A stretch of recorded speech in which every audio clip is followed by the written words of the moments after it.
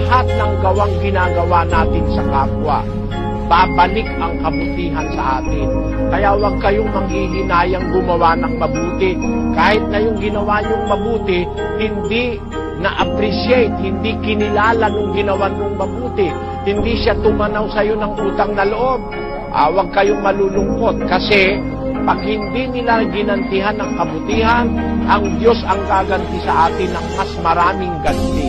Pakinggan nyo sa 6:7 ng Efeso. Maglingkod na may mabuting kalooban, nag-aya ng sa Panginoon at hindi sa mga tao. Yamang napag-aalaman na anumang mabuting bagay na gawin ng bawat isa ay gayon din ang muling tatanggapin niya sa Panginoon, maging alipin o laya. Ayun, mapapag-alaman ng wika na alinmang mabuting bagay na gawin ng bawat isa. Ano man yung ginawa nating mabuti, gayon din ang muling tatanggapin natin sa Panginoon. Merong bayad yan sa Diyos, kapatid. Huwag kayong magpagsasawang gumawa ng kabutihan. May bayad ang Diyos diyan sa bawat gawang mabuti.